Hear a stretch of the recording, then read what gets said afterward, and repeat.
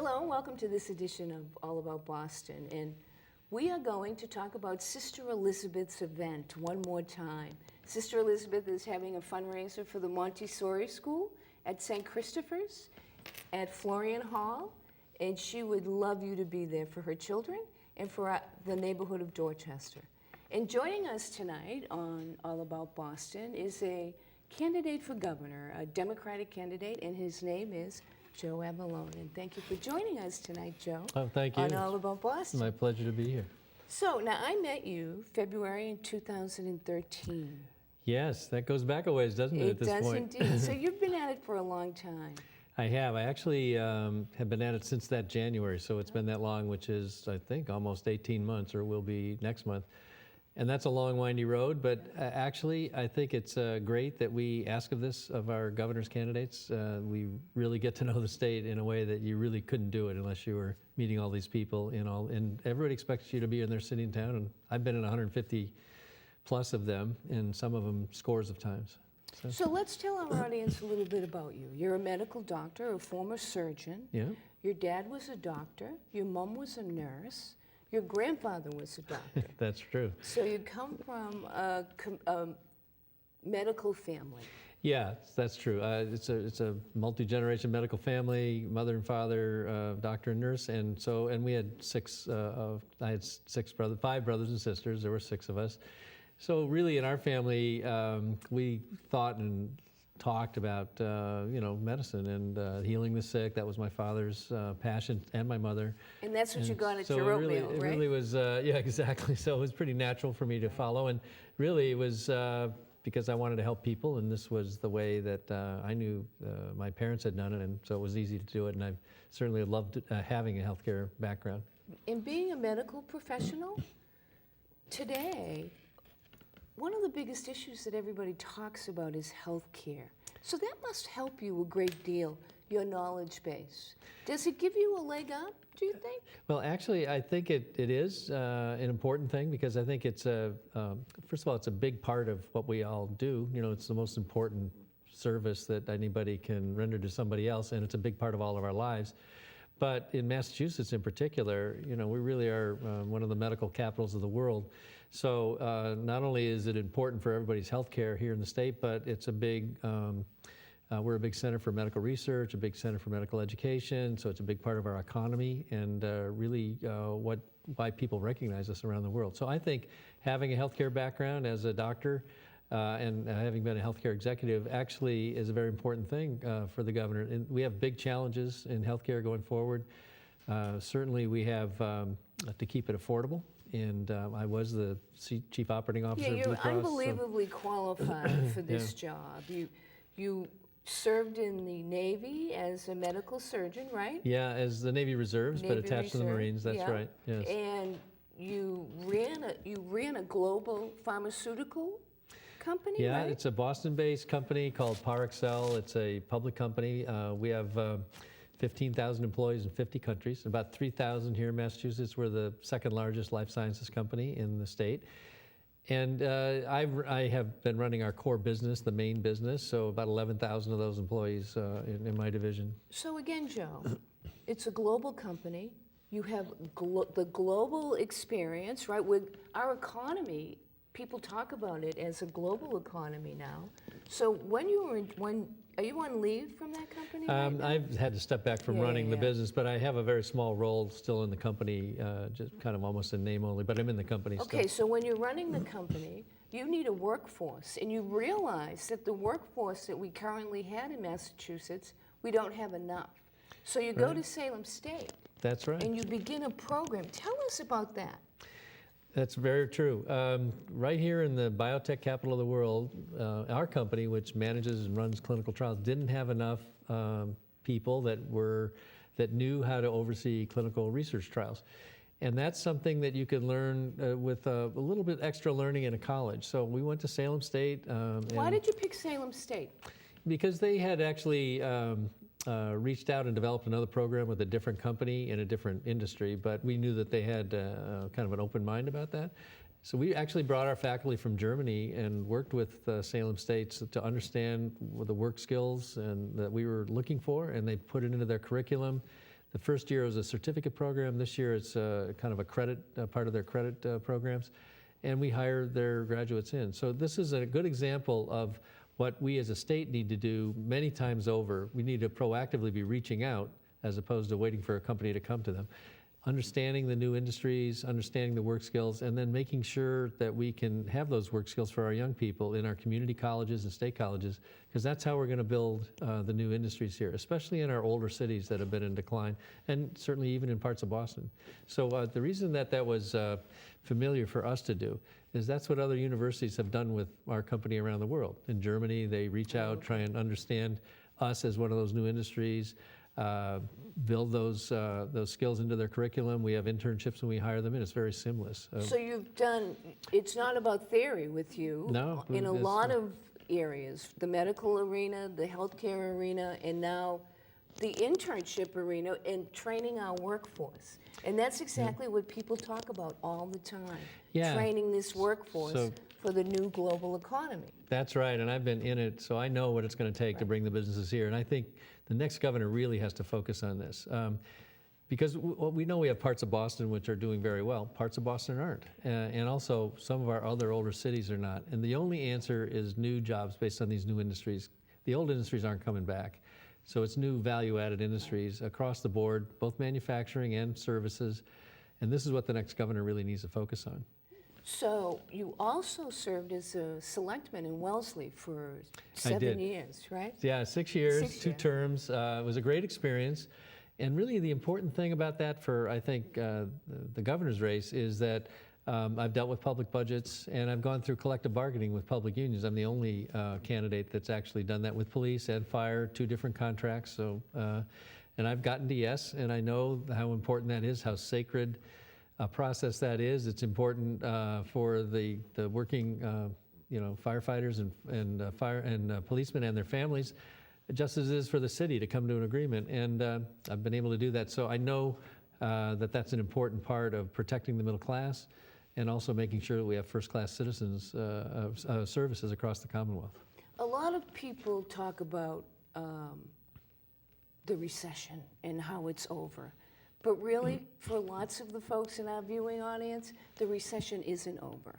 So they need to access those training facilities that you created in Salem State, right? I Yeah. mean, talk about think, that, because people haven't come out of the 2009. They have not, Recession. and certainly I've spent a lot of time in Boston in the neighborhoods, but also around the rest of the state, 150 other cities and towns. People are really squeezed, and a lot of people are still out of work. There's 10% unemployment in many of the older so-called gateway cities, and it's certainly in parts of Boston. Let's explain to our audience what a gateway city is. It's like Fitchburg. So Fitchburg, Leominster, Lawrence, Lowell, Springfield, Holyoke, Fall River, Taunton, New Bedford. The Cities where that they, used to have manufacturing and now it's don't? gone, yeah, gone. The industrial base is gone. They went to low-cost locations. So there's no real alternative other than bringing new businesses there. And of course, we're a knowledge economy. It has to be based on new skills. So it's not always college skills, but it certainly needs to be vocational skills and making sure that our high school's education is good. So one of the things that I've also been pushing hard in my K through 12 plan is to make sure that we bring vocational training back into the traditional schools. We have some wonderful regional vocational schools, but it's not near enough. And there's many thousands of good paying jobs that are available for people who have the right skills. And in fact, half of all the so-called STEM jobs in the state, the jobs that require some kind of science or technology background, half of them don't require something beyond high school, and especially if they have the right kind of vocational skills. So we really need to move back towards that, and I think that creates a lot of opportunity for young people that we're sort of bypassing right now. I would say we've talked about these new industries and new jobs to create communities of labor. We also have to have more Main Street jobs. A lot of what happens in the inner city is we have Main Street small businesses, and those have really suffered in the recession. We need to help those come back. And I've been proposing in my jobs program also innovation centers in the gateway cities and also in Boston, where the state, I think, can create incubators effectively that can help people with shared services, even shared facilities, to start up these smaller Main Street businesses. This is what we need to do to get serious about helping small business in the inner cities. And I noticed that Mayor Walsh is talking about one at Dudley, in the Dudley Square area. I think that's terrific. I think we need to do this around the state. We know it works, and I think it's, in my plan, it would not only have shared facilities, but it would have a business advisor to help people create sustainable plans. It would have one-stop permitting. That's what really holds up a lot of people trying to start small Main Street businesses. And it would have a university tie-in to look for new kinds of innovation. So this is something I think that we need to do hand in hand with these bigger training for bigger industries, is to make sure we can create Main Street jobs as well. While you have been on the campaign trail, the Patrick administration attempted to pass a tax on software. Yeah. You were the first Democratic candidate to come out against that tax. It has been repealed since, but you were right out there and you said that's not a good idea. Yeah, thank you for bringing that up. It's true. As soon as I saw it, I think the day we saw it, I did issue a press release and certainly started speaking out against it. It just, not only was it a tax on an industry that we're trying to grow here, and need to try and grow here, it's the unpredictable nature of it, and that's what kills businesses, if they can't get any sense of predictability. So we have to create an environment that creates jobs, and that means being an environment that's, that businesses are able to plan in and understand that they can grow in, and certainly the next governor has to focus on this. You're clearly qualified for the job. There's no question. But Thank you. there's a hurdle that you have to get over, and that's you have to get 15% of the delegate vote up at the Massachusetts State Convention. Yeah. Now, while you were in the middle of this campaign, and correct me if I'm wrong, the rule used to be that you could get 15% of those delegates on the first, second, or third ballot, right? Yes. And then they changed the rules, right? They did, and it's unfortunate because it doesn't work out well when you have 5 candidates. So it used to be that there were typically multiple ballots in order for somebody to get 51% in order to win the endorsement of the convention. And the 15% rule would apply to all those ballots. So if somebody didn't get the 15% on the first ballot, since there's most likely going to be a second one, they could get the 15% on the second ballot. What changed, and it actually changed in 2006, was that there was only, the 15% only applied to the first ballot. So even if there were other ballots to get to the 51% winner, you had to get on the ballot. You had to get your 15% to actually be on the ballot for the primary and on the first ballot, and that's what we're under here today. So they could have changed that back in the fall when they saw we had 5 candidates, but they chose not to, and I think that was a mistake. I think that So they didn't just change that rule. No, the rule actually was changed in 2006, but in 2006 there were just 3 candidates. It was Deval Patrick and Tom Riley and Chris Gabrielli, and they all got on. And then in 2010, there wasn't a contested primary because Governor Patrick was rerunning and it wasn't a primary. So this is the first time now in which there's 5 candidates and this one ballot rule, and I don't think it works well for the party. I think we have the potential that some good candidates may not get past that 15%, and then the greater group of Democrats won't have a chance to vote and on those. And I think that's too bad. I think we're supposed to be the party of inclusion, the party with new ideas, and 5 candidates and only one ballot really stacks it towards people that have run many times before and are kind of the insiders. And in Boston, we have approximately 720 individuals who are going up to that convention. Yeah. Now, that would be about 15%, wouldn't it? It would. Wouldn't it? That would Yeah. be, yes. So there are 5,000 delegates that will participate. 720 are from Boston. So yeah. all you need is one vote from all of those delegates, right? And you will get on the ballot. That's a good strategy. So it is true that Boston has a big impact on on the conventions always. It always has, and it will this time. And, now, you all had to get 10,000 certified signatures too, yes, right? Yes, we did. And I've done that, and they've been turned in. And you know, it's really a fascinating process because it was so cold. Our poor volunteers are out there in February. The pens wouldn't write. People are shivering. They didn't want to stop. So I'm so thankful for our volunteers. We probably had 30 or 40. They're out there on weekends and nights, and it was quite a process. But we certainly have cleared the hurdle, and they're all turned in, so we're feeling good. So it is a big day for your candidacy in 2 Saturdays, right? It is, absolutely. I'm confident that we're going to get on the ballot. I've got a lot of good support in the cities because I've been talking about the issues of You jobs. just got a slew of endorsements, right? Talk about We those. did, yes, thank you. We have 22 endorsements, which is, I think, the second most of any of the candidates. I know it's the second most. But they're mayors and city councilors. So the mayor of Worcester and 4 city councilors there, and a school committee person, several city councilors in Quincy, the mayor of Taunton and a city councilors in Fall River. In Boston, Tim McCarthy has endorsed me. And, He's a great guy. We love Tim McCarthy. fantastic guy. And Jack Kelly, who ran well for city council, is helping me. So the reason I'm proud of these is because these are folks who are facing these issues every day. Where are the new jobs going to come from? How are we going to improve the schools? How are we going to deal with addiction, which is something I've been very out front on? How are we going to deal with, through an Office of Recovery, with changing how we deal with addiction? And I appreciate the fact that they think I'll be a very good governor to work with the cities to deal with these tough problems and with practical solutions. But once again, your medical training comes in very handy with an Office of Recovery, right? It does. Maybe it's, I certainly think that I understood this issue as a health epidemic very readily because of my medical background. It's a health epidemic. It's a tragedy. It's somewhat of our own making, as these prescription drugs, these opiate drugs, are highly addictive. And since they can be tampered with, or when they can be tampered with, young kids become so addictive so quickly, they don't even know what hit them. And then within weeks, and often months, they often turn to heroin because it's cheaper and easier to get than continuing to try and steal for these drugs. So this is a tragedy, and it's affecting lots of people all over the state. I saw it really all over the state, all communities, small and large, people from all walks of life. So what it shows is how we're dealing with addiction wrong. It shows the kind of the inadequacy of the way we've been doing it. We're treating it too much as a criminal justice issue. There's way too many people in the county jails that are there effectively for issues related to their addiction.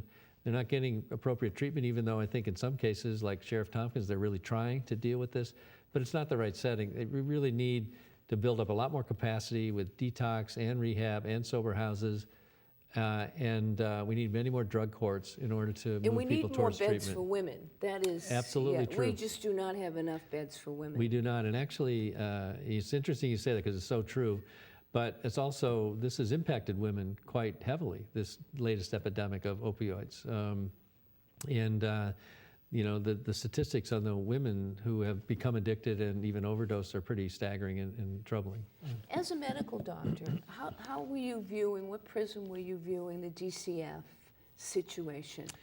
Well, it's a tragedy. I mean, as a doctor, also as a father, I mean, just the idea of losing a child lost in the system and then having the child die is, you know, it can't be any more tragic than that. You know, I'm used to, when something like that, when you're dealing with one of the most vulnerable populations that we have, and the state has responsibility for this very vulnerable population, you have to make sure that the systems are, you know, stand up under, you know, tremendous stress. This is not easy to deal with these poor kids and these dysfunctional families, but we have to have a system that can work against it. If I was in a hospital setting and somebody died in a hospital based on a mistake of the hospital, you know, we'd be turning the hospital upside down. There would be, we would be remaking all the processes and the people that had anything to do with that. That's the way we have to think about this. So, and I think the study that was been done shows that there's an awful lot that's been wrong for an awful long time.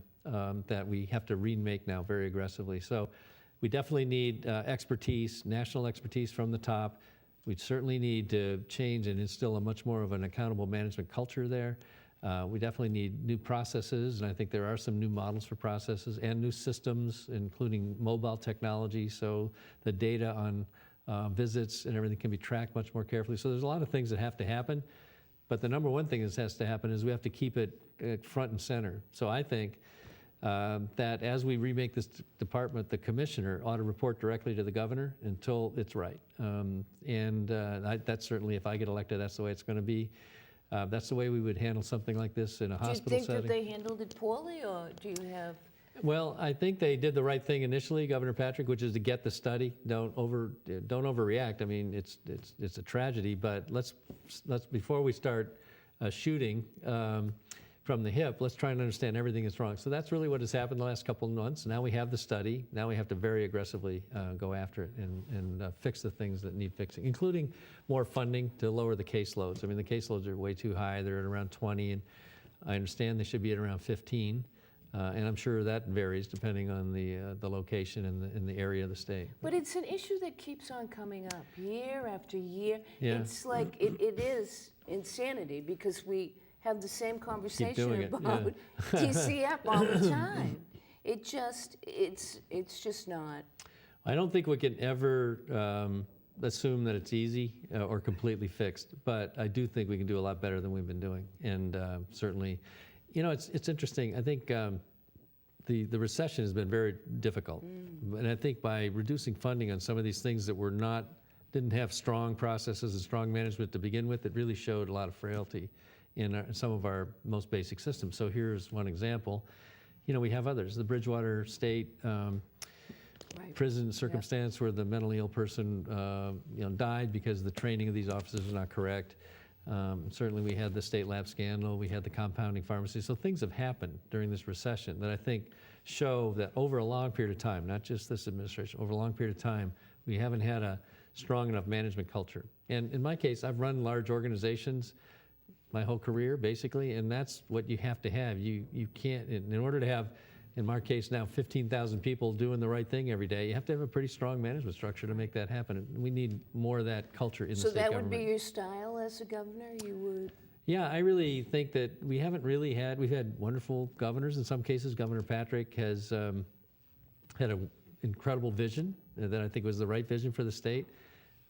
He got saddled with a very difficult recession, but I think we've made some progress on that vision. But we really haven't had a manager for a long time in the state government. If you go back many governors, and I think it's time to kind of reinvigorate the management culture in the state government. Certainly there's more to the job than that, dealing with the legislature, et cetera, and the public is speaking for all those that don't have a voice. But instilling a management culture in our own bureaucracy is something that I think needs to be done. We only have 2 minutes left, so I want, pretend I'm a delegate from Boston up at the convention next Saturday. How do you get me to vote for you?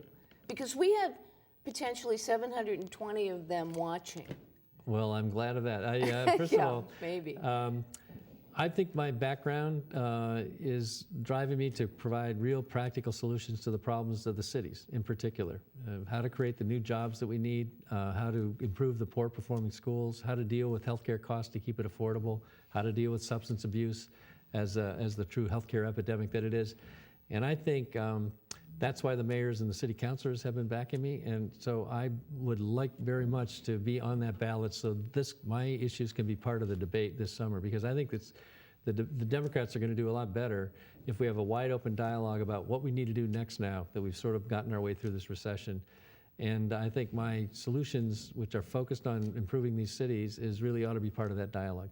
So just get me on the ballot, and I think that we'll have a better debate, a much more vigorous debate. And then in the end, whoever emerges will have a much better chance of beating the Republican candidate. And by the way, I can beat Charlie Baker. So I think in the end, that's what this is all about. So have you liked the process, running This has for been governor? an absolute privilege. I don't think I do it every year, but this has been an absolute privilege. Incredibly invigorating. The state is a wonderful, wonderful place. And my wife and I have thoroughly enjoyed this, and I certainly Who's from can't Worcester? Wait. She So is from I hope Worcester, you get grew some up there. delegates from Worcester. Oh yeah, I think we're doing very well in Worcester. We both look forward to going on to the next stage and into the primary itself. Well, we wish you the best of luck, and we appreciate that you joined us tonight. Oh, I thank you very much. It's And been a good pleasure. luck. We'll be watching. Thank you so much. Catherine O'Neill, I'd like to thank you for joining us tonight on All About Boston. I'd like to thank the best cable access crew in the whole world, the crew at BNN, and we'll see you next week.